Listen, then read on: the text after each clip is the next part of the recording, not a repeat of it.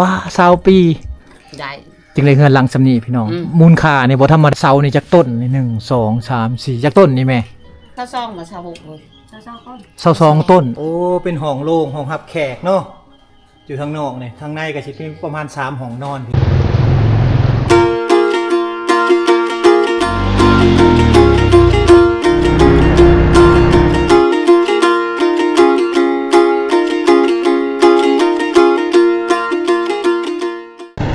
เฮือนซานก็จะเป็นเฮือนซานทรงเก่าทรงเดิมก็มีพี่น้องส่วนหลายเฮือนซานอยู่ในเขตชนบทลาวเฮาก็จะเป็นเฮือนไม้นะแบบนี้เป็นเฮือนไม้โอ้งามอีไปอีกแบบพี่น้องไม้เนี่ยจะเป็นไม้ที่ว่าหายากและมาทุกมื้อนี่ก็บ่ค่อยมีแหละพี่น้องเนาะก็จะเป็นเฮือนดินเฮือนก่อเฮือนปูนทั้งหมดแหละคนรุ่นหลังนี่ก็เฮ็ดเป็นเฮือนดินเฮือนก่อเฮือนปูนมาแล้วเงินใหม่นี่ก็จะบ่เห็นแหละอนาคตไปต่อหน้าไปนี่ก็สิบ่มีแหละพี่น้องเอ้ยภายภาคหน้าไป10 ปี20 ปีข้างหน้าโอ้งามพี่น้องเงินใหม่แบบสิเนาะนี่อันนี้คือเงินรุ่นใหม่ละเป็นโมเดิร์นนะอันนี้คือเงินรุ่นเก่านี่แบบนี้โอ้เป็นเงินใหม่โอ้ยลงมาพี่แห่งงามเลยพี่น้องเอ้ยเนาะอยู่ท่ามกลางคุ้นเขาติดกับหลังบ้านมีดินจักตอนหนึ่งนะเห็ดเฮือนสูงๆไว้พี่น้องหับชมบรรยากาศยามเช้ายามแรงยามเที่ยงนะบ่เบื่อเลยพี่น้องถ้าว่าได้มาอยู่ในเขตนี้แต่ว่าดินอยู่เขตนี้ก็คือสิราคาแพงเติบเลยพี่น้องเอ้ยเนาะเหยียบอยู่ประมาณ7-8 แสนบาทพี่น้องเพราะว่าเป็นดินที่ว่าเขาพัฒนาแล้วมีถนนหนทางแล้วมีภูเขาวิวธรรมชาติแบบ100%แบบซี่นี่โอ้ยวิวหลักล้านแบบนี้นี่ราคาเนี่ยโอ้ตก7-8 แสนบาทพี่น้องเลยได้จัก1 ไร่นี่ก็โอเคเลยสำหรับบอนอดเนาะถ้าว่าได้ดินแบบนี้ตัววิวหลักร้านหลังบ้านเลยพี่น้องน่าสนใจนะถ้ามีเงินมีคำกับมาซื้อไว้ถ้าผมมาอยู่กับปุ๊กเป็นเฮือนหลังน้อยๆป้าไว้ไฟฟ้าก็มีสัญญาณโทรศัพท์ก็มีแล้วพี่น้องเนาะบ่ต้องย่านแล้วเรื่องที่เราจะติดต่อจากโลกภายนอกต่างๆก็บ่ยากพี่น้องเนาะถ้าว่ามาอยู่ในเขตนี้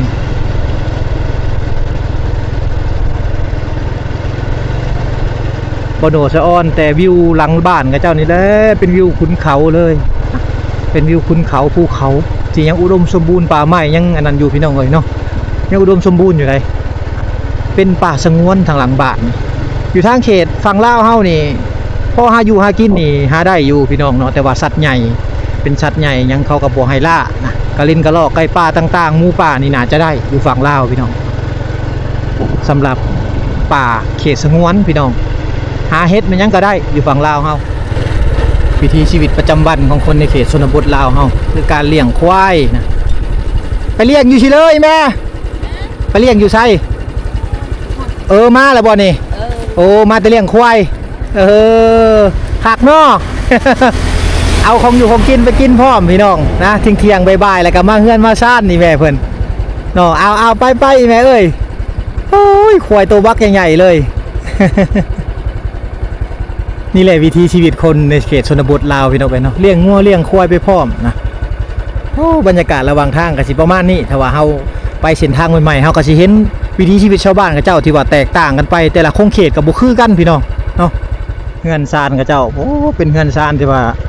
ทางหลังบ้านนี่วิวลักลานเลยพี่น้องเนาะบรรยากาศอยู่ทางเขตนี่คือบรรยากาศในขุนเขาวิวลักลานพี่น้องบรรยากาศดีขนาด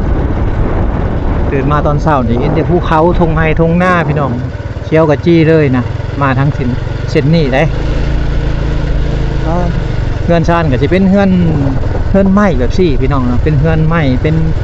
เฮือนแบบเดิมๆดังเดิมบริของคนลาวเฮาแต่สมัยก่อนนะ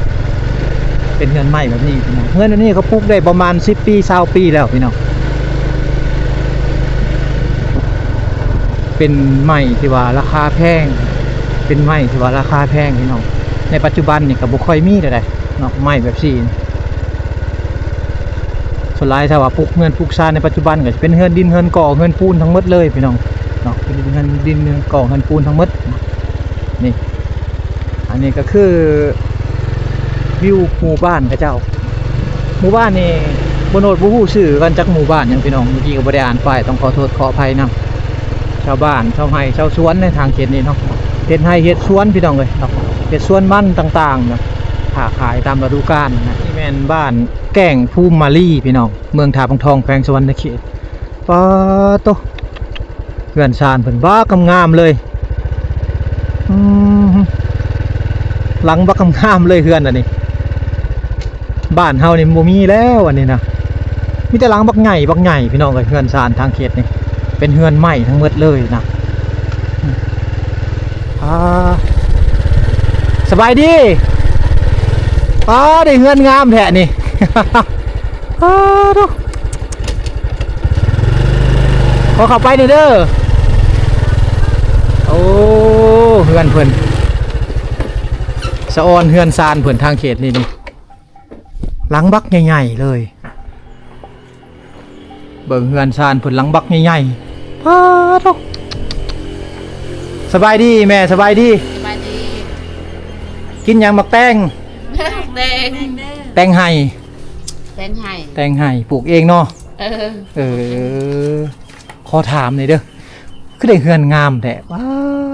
ตาสะออนเนาะ วิวหลังบ้านก็เป็นภูเขาพี่น้องหน้าบ้านก็เฮือนหลังบ้านใหญ่ เพื่อสิได้นี่ก็พอเฮ็ดหกจักไรปีเลยจังได๋ ๆจักปีจึงได้เฮือนสำนี้ โอ้ยเว้าบ่ได้นะจนเท้าโตนแล้วได้เทื่อละสินเทื่อละอันนั่นแล้วขอโทษมาจังสิได้ จึงได้เฮือนนี่ได้ป้าโตหลังบักใหญ่เลย สิเขาเป็นร้อยล้านอยู่ในนี่ฮะ กลัวอะไรไหมเอ้ย ชื่อตอกแม่นหักเว้าว่า คอยว่าขอพวนอันนั้นเขาบอกว่าซ้ำนั่นสิว่ากลัวเลย เนาะ เพื่อสิได้ไม่ก็มีแต่น่ะซื้อบท สื่อเอา ซื้อเอา สะสมเนาะ แม่น อ่า อีหย่างก็ซื้ออีหย่างก็ซื้อทอแต่เช้านี่เฮ็ดเอง เออ ก็นั่นซื้อเบิดใหม่มีแต่ใหม่เครื่องเอามาแต่บ้านเข้าหุ่นเอามาแต่นาลั่นพุ่น สื่อมา บ่มีใหม่ใหญ่มันเบิดแล้วแท้นี่หันเบิดเขาเฮ็ดขาย บ่มีแล้วเนาะแม่เนาะคู่มือนี่นะหายากเลยแมันบ่ เดี๋ยวนี้โอ้ยหายากใครจะได้เฮือนใหญ่ก็เป็นสิยากเลย แพงเนาะใหม่นี่ใครเป็นซื้อปัจจุบันนี่ โอ้ย แพงได้พี่น้องเอ้ยรวมๆนี่ประมาณจักล้านแหม่กะว่าอะโฮมมาไทยปี20ปีได้บ่โฮมเฮ็ดเฮือนนี่ ได้ ว้า20ปี ได้ จึงได้เฮือนหลังสำนี้พี่น้อง อืม มูลค่านี่บ่ธรรมดาเด้อก่อนสิได้เฮือนใหม่แบบนี้ ซื้อเทือละสิ้นเทือละอันแล้วจะได้เท่าไรแล้วก็จ้าง ได้เท่าไรแล้วก็ซื้อ โอ้ สะสมมาจังหว่าจนพ่อจังหว่าได้เฮ็ด จึงได้เฮ็ดเฮือน แม่นฮักก็ได้คืนพี่กายนั่นแหละ ยังใหม่ๆอยู่เนาะ เออง ามอะลีเสานี่จักต้นนี่1 2 3 4จักต้นนี่แม่กะว่าผู้เฮ็ดเฮือน เศร้าซองมาเศร้าหกเลย 22ต้น เศร้าซอง เฮือนจังห้องนอนนี่ สี่ 4ห้องนอน4ห้องนอน22ต้นปลาตัวกว้างนี่ประมาณโอ้กว้างนี่บ่แม่น10ปลายบ่แม่ 12บอก กว้าง12ยาวก็12เนาะ เรา 12คูณ10 บอก โอ้ เท่ากันแล้วก็คือลูกชายก่อน โอ้แต่ว่าเฮือนนี่แม่นี่งามยอมรับเด่นกว่าหมู่เลย บอก มาตามถนนทางในเบิ่งแต่ละหลังคาเฮือนนี่มีแต่เฮือนหลังงามๆอยู่แต่ว่าเฮือนเจ้านี่เด่นกว่าหมู่ เออ เด่นกว่าหมู่เลย ขอบใจเด้อขอบใจเด้อง ามกว่าหมู่เออ ขอบใจน้ำลูกละลาย โดย คอยก็ดีใจนำเลยบอกว่าเฮือนงาม เฮือนงามอะลีวิวทิวทัศน์ทางบ้านก็งามมีภูเขาอยู่หลังบ้านก็ ผู้ยังอีแม่เขาห้องนะ ผู้โฮง ผู้ห้องบ่โอ้วังนี้เลยเนาะเซกือเนาะเขาห้องเนาะ เซคือกันอยู่พูดอยู่ในงานพอดี เออ ซ้ายผู้โฮงมันใกล้พูดผู้ว่ามันอยู่อันเชิงกับเซคือแถวอันนั้นอีได้แถวอันมองไข่พูดหัวมัน ขนมมีล่ะจับเอา ขอบใจ เอาจับเอา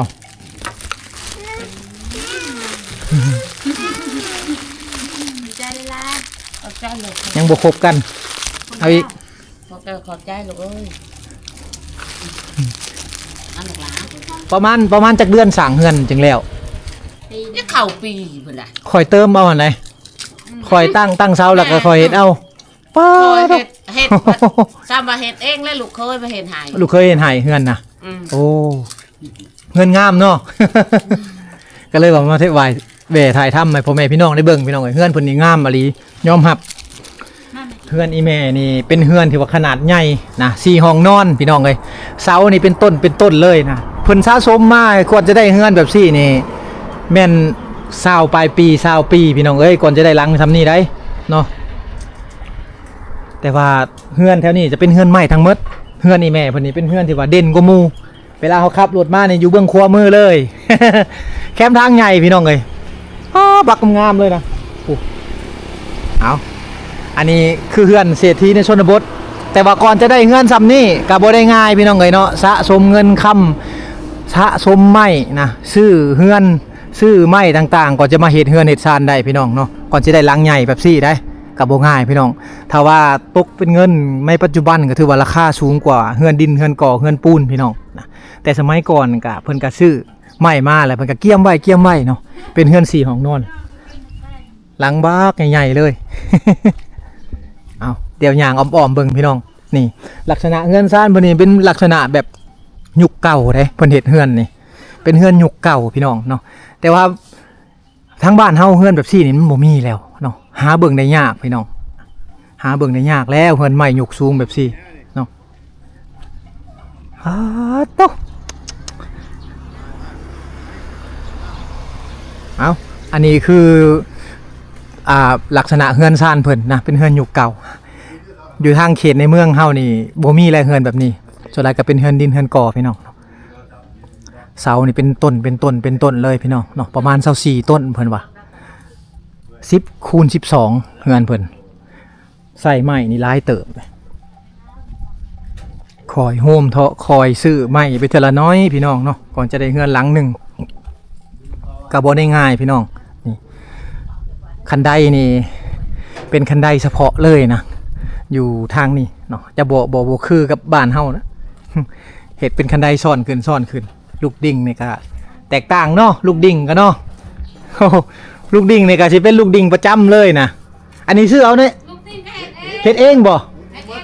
โอ้ลวดลายนี่บ่คือกับอยู่ในห้างเลยนะลูกดิ่งนี่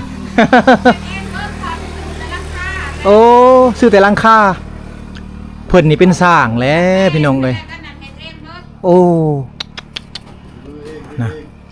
อันนี้คือลูกดิ่งที่ว่าเพิ่นเฮ็ดเองพี่น้องเนาะลวดลายนี่บ่มีขายอยู่ในห้างป้าโตเฮ็ดเองหมดเป็นปีก่อนจะได้เฮือนหลังนี่เนาะสร้างเป็นปีได้พี่น้องเอ้ยสร้างเป็นปีก่อนจะได้เฮือนหลังหนึ่งแบบนี้ทางขึ้นก็บ่ตัวเป็นคันไดใหม่แบบซี่ขึ้นนี่เป็น2ชั้นขึ้นนะคันไดขึ้นกันนี่แบบนี้เลยนะโอ้โตบ่เป็นยังขึ้นรถบ่ขึ้นไป2หน่อยนึงเนาะโดยขออนุญาตเพิ่นเด้อเอาโดยบ่เป็นยังขอขึ้นไป2ถึงเฮือนก่อนน้อยนึงพี่น้องนี่อันนี้คือถึงเฮือนเพิ่นนะโอ้เป็นห้องโล่งห้องรับแขกเนาะอยู่ทางนอกนี่ทางในก็สิเป็นประมาณ3ห้องนอนพี่น้องแขกคนมานี่นั่งสบายเลยเฮือนบักกวางใหญ่เลยแบบซี่นี่โอ้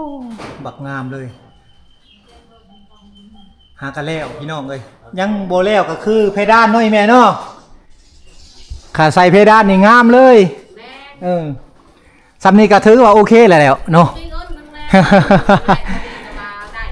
เฮือนอีแม่ยังว่าบ่มีเงินเฮาแห่งกระเต็กแล้วเฮาอยู่ในเมืองโตอ้าวพี่น้องเอ้ยเนาะอันนี้คือเฮือนแบบโบราณนะแต่ว่าสร้างได้ก่อนจะได้เฮือนก่อนจะสร้างได้แบบซี่นี่เพิ่นก็สะสมไม้มาหลายปีเติบแล้วก็สร้างเฮือนนี่เป็นปีจึงจะได้เป็นหลังแบบซี่พี่น้องเนาะก็บ่ได้ง่ายนะบ้านอยู่ทางเขตนี่เป็นหมู่บ้านที่ว่าเฮ็ดเฮือนเป็นเฮือนไม้ทั้งหมดเลยพี่น้องอันนี้คือเฮือนยุคเก่านะเฮือนยุคเก่า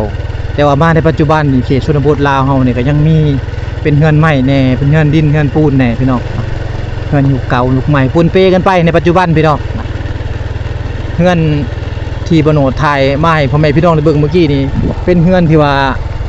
หลังบักใหญ่ๆนะเด่นกว่าหมู่เลยพี่น้องเด่นกว่าหมู่งามกว่าหมู่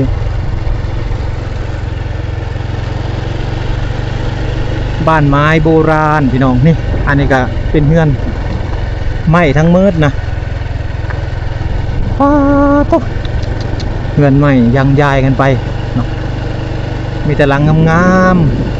ๆแก้งผู้มะลี่บ้านแก้งผู้มะลี่เป็นหมู่บ้านใหม่พี่น้องมีแต่หลังงามๆเลยหลังแบบซี่แหละพี่น้องเลยเนาะสะสมเงินคำซื้อไม้มาเฮ็ดเฮือนเฮ็ดซ่านพี่น้องเลยก่อนจะได้เฮือนไม้หลังหนึ่งกะบ่ได้ง่ายสุดท้ายหมู่บ้านนี่ก็จะเป็นหมู่บ้านเฮือนไม้ทั้งหมดเลยหมู่บ้านเศรษฐีพี่น้องเศรษฐีในชนบทนะหมู่บ้านเฮือนไม้แบบซี่ก็หลายหลังพี่น้องที่ว่าเป็นเฮือนไม้สองภาคทางก็เต็มไปด้วยเฮือนไม้ทั้งหมดหาเฮือนก่อนี่ยากๆพี่น้องบ่อยากค่อยมีปานใดเฮือนก่อเฮือนดินเฮือนปูนน่ะก็จะเป็นเฮือนไม้หลังนี้ก็หลังบักใหญ่ๆพี่น้องเนาะหลังนี้ก็หลังบักใหญ่ๆเป็นเฮือนไม้ทั้งหมดหลังเป็นไม้ส่วนหลายเขาเจ้าจะเฮ็ดเองพี่น้องเขาจะมีสร้างในหมู่บ้านหรือว่าลูกๆหลานๆผู้ที่เป็นเกี่ยวกับเฮือนเฮ็ดซ่านเป็นเนี่ยเขาก็สิสร้างเองเฮ็ดเองพี่น้องเนาะ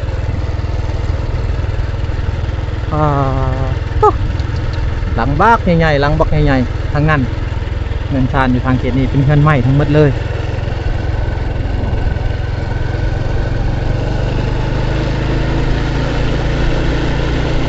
ตอนนี้เฮามาฮอดบ้านนาปราสาทพี่น้องบ้านนาปราสาทมาเขตเบื้องนี้ก็สิเป็นเขตเฮือนดินเฮือนปูนแล้วได้พี่น้องแบบสิเนาะเป็นเฮือนยุคใหม่แล้วบัดนี้ เฮือนใหม่ก็มีอยู่พี่น้องแต่ว่าหลังบ่ใหญ่พอบ้านที่เฮาผ่านมาเนาะเป็นดินเฮือนก่อเป็นเฮือนดินเฮือนก่อทั้งหมดแล้วอยู่ชนบทถ้าว่าขยันพี่น้องโอ้ใต้นะอยู่ทางเขตนี่แต่ว่าเฮาขยันเฮาดุเฮามันแน่เนาะหาอยู่หากินก็สิสะดวกสบายพี่น้องแต่ว่าเฮาดุเฮามันนะข้างเทิงในน่าจะเป็นวัดพี่น้องน่าจะเป็นวัดบ้านนาปราสาทมีทั้งอยู่นอกและอยู่ในพี่น้อง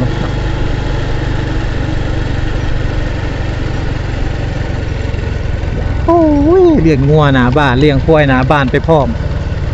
อันนี้คือวิถีชีวิตของคนอยู่ในเขตชนบทลาวเฮาที่ยังมีวิถีชีวิตแบบดั้งเดิมอยู่พี่น้องเนาะคุณทงไห้ทงหน้าบ้างามๆวิวหลักล้านหาใช้ได้พี่น้องเอ้ยวิถีชีวิตแบบนี้เนี่ยในอนาคตต่อหน้าไปอาจจะบ่มีแหละพี่น้องเนาะ10 ปีข้างหน้า20 ปีข้างหน้าเงินชานแบบนี้อาจจะบ่มีวิวทงไห้ทงหน้าเขาเจ้าไก่บ้านไก่เฮือนนะเห็ดหัวใส่หน้าไผหน้ามันละได้พี่น้องมาในปัจจุบันนี่บ่คือตะกี้นะตะกี้นี่บ่มีรักแดนบ่มีรักเขตเนาะมาในปัจจุบันนี่มีรักแดนรักเขตออมหัวไว้กันงัวกันควายแล้วก็เห็ดใบตาดินจบเจืออะไรพี่น้องมาในปัจจุบันนี่ได้ทุกอย่างเป็นราคาจนหมดแหละอยู่ทางเขตชนบทลาวเฮากันซื้อดินก็จากราคาสูงบางคนเขาก็บ่ขายพี่น้องเนาะบางคนเขาก็บ่ขายเขาเอาไว้ให้ลูกให้หลานเขา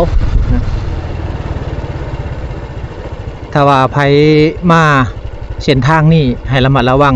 วางนี่เด้อพี่น้องกรุณารุดผ่อนความไวนะขี่ได้แต่30 กิโลเมตรต่อชั่วโมงพี่น้องต้องซ่าๆนะมาฮอดนี่เพราะว่าต่อหน้าไปนี่จะเป็นทางลงภูที่ว่าสูงชันพี่น้องเอ้ยหลายคนก็รถปีนอยู่นี่เกิดอุบัติเหตุอยู่นี่ก็หลายคันเติบแล้วพี่น้องรถจักรก็ล้มอยู่นี่ก็มีพี่น้องเอ้ยนี่อันนี้ภูมันจะสูงประมาณ 12% นะ 12% แต่ว่ามันจะยาวลงไปเลยทางค่อยเนินยาวกรุณาใส่เกียร์ต่ำมันจะบอก มาหอดนี่ให้ระวังไปสิมาลิดมาเที่ยวทางเส้นนี้พี่น้องเลยเนาะวังนี่แหละอันตรายที่สุดเลยวังนี้อันตรายที่สุดก่อนจะได้เส้นทางเส้นนี้เพิ่นก็ระเบิดภูออกมาพี่น้องระเบิดภูออกจึงได้เส้นทางเส้นนี้ลงไป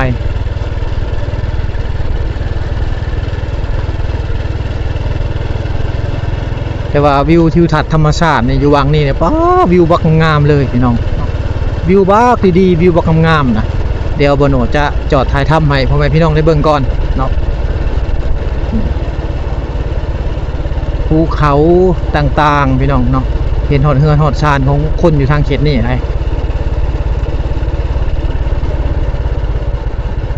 พูนแนมลงไปก็สิเป็นเมืองสารวัตรทางเขตนั้นเมืองสารวัตรแขวงสารวัตรแหละพี่น้องเอาเดี๋ยวจอดรถไว้นี่ก่อนเดี๋ยวขึ้นเบิ่งวิวอยู่ข้างเทิงน้ำกันพี่น้อง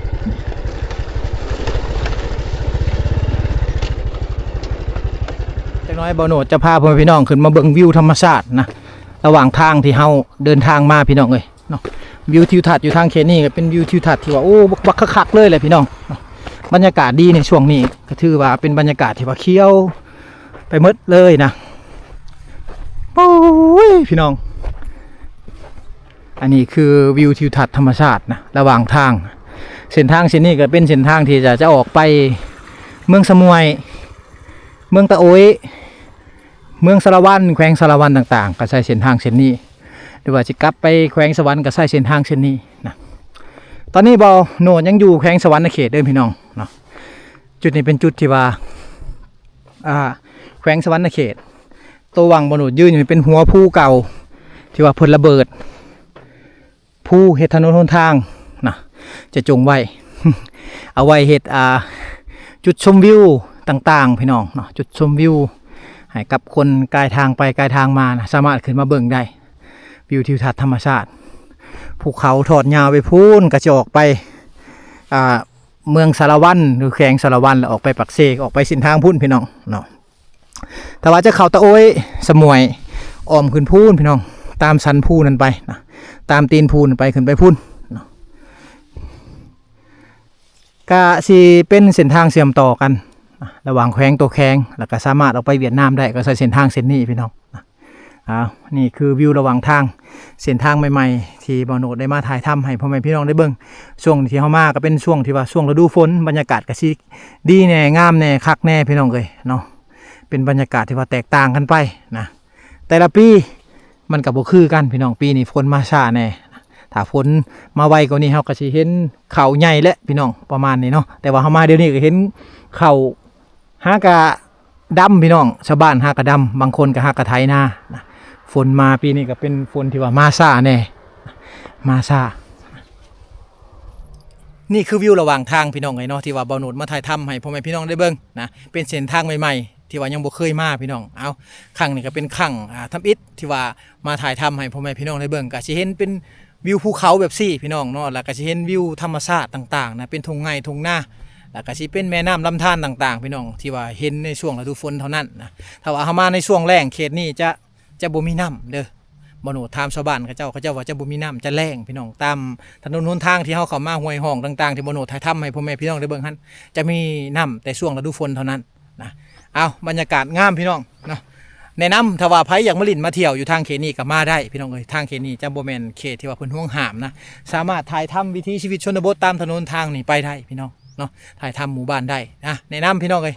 มาแล้วก็ถือขนมมาแจกเด็กน้อยในหมู่บ้านเพิ่นนำนะถ้าว่าเฮาแวะบ้านได้ก็เอา